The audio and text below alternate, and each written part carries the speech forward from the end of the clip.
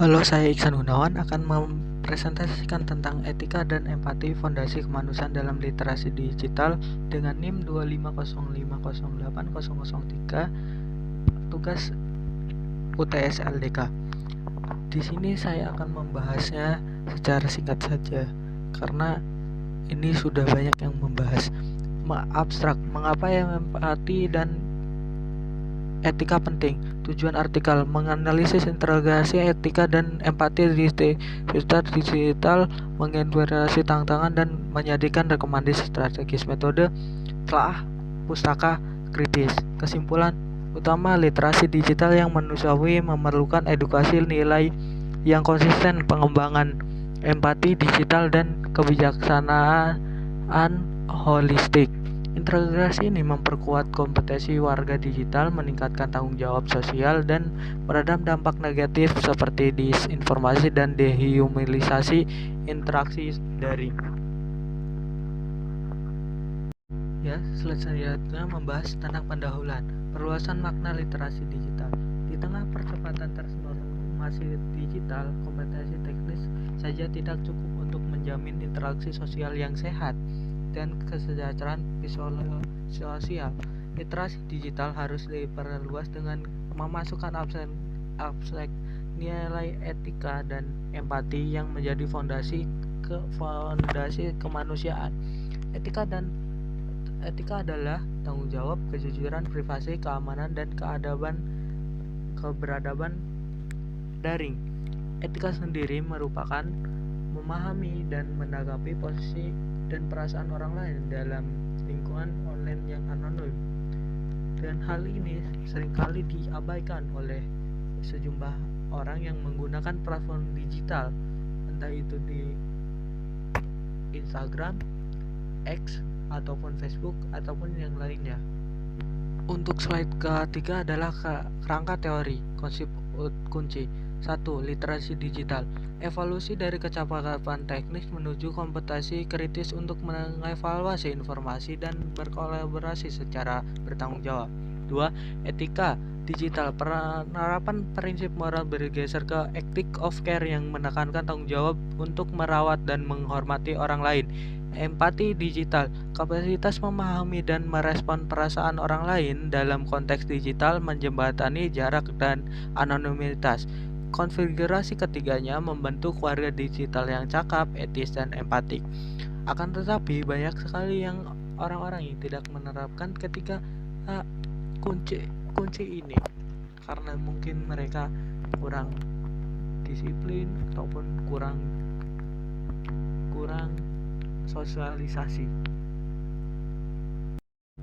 Oke, untuk selanjutnya akan membahas tentang metodologi telah pustaka sistematis, yaitu dengan cara 1. Kriteria pencarian berbasis data akademik Scopus Eric dengan kata kunci kombinasi digital literasi, digital ethics, dan digital empty, dan lain-lain.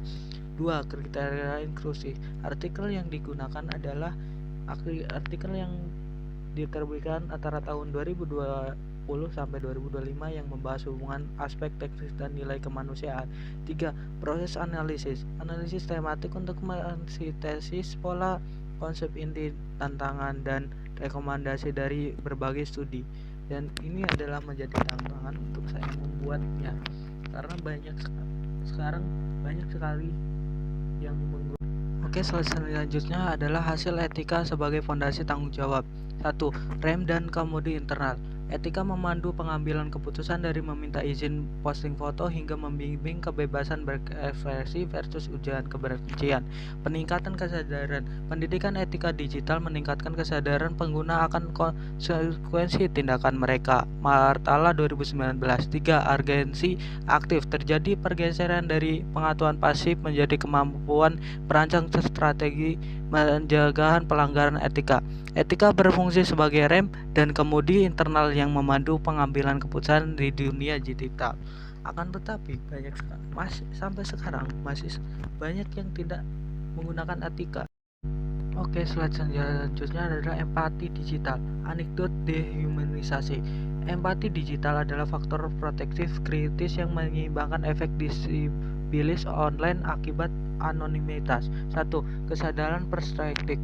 kemampuan yang meningkatkan untuk membaca emosi dan memahami konteks di balik teks komunikasi berbasis teks. 2. Korespon sosial, kecenderungan yang lebih tinggi untuk menawarkan dukungan atau intervensi sebagai saat menyaksikan cyberbully atau perilaku negatif online. 3. Regulasi diri, kemampuan menahan diri dari komentar impulsif dan emosional, memanusiakan kembali interaksi daring. Pelatihan empati, melakukan simulasi peran terbukti efektif meningkatkan respon potensial menurut Chris Forrest dan Chrysalis 2022. Akan tetapi masih saja banyak sekali yang tidak menggunakan empati ketika menggunakan digital. Tantangan implementasi multidimensi ada 6. 1. Tantangan sosial budaya, kurikulum dan pelatihan guru. 3. Algoritma dan prioritas. 4. Integrasi praktis. 5. Tantangan pendidikan. 6. Empati digital itu sendiri.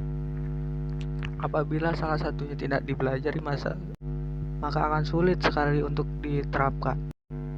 Oke, selanjutnya rekomendasi strategis pendekatan multi pemangku kepentingan. 1. Pendidikan guru dan guru. Integrasi etika dan kurikulum inti bakali guru dengan ideologi nilai seperti simulasi metaverse untuk melatih empati. 2. Kebijakan publik. Rumuskan kerangka kompetensi warga digital nasional yang menempatkan etika dan kesejahteraan secara jajar dengan keterampilan teknis. 3. Desain platform. Dorong prinsip etika hal by design, terapkan fungsi desain dan algoritma yang mempromosikan dialog konstruktif. Oke, selanjutnya adalah kesimpulan. Arsitek ekosistem digital beradab.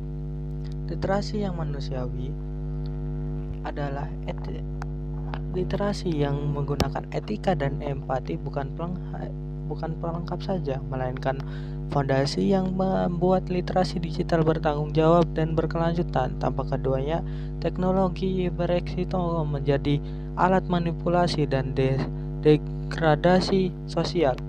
Perubahan paradigma kolektif diperlukan dari pendidik, pembuat kebijakan, dan setiap pengguna.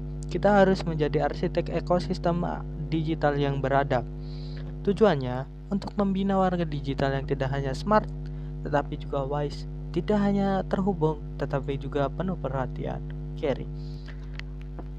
Sekian dari saya, kurang lebihnya mohon maaf, dan apabila ada kesalahan dalam kata-kata, saya meminta maaf. Wassalamualaikum warahmatullahi wabarakatuh.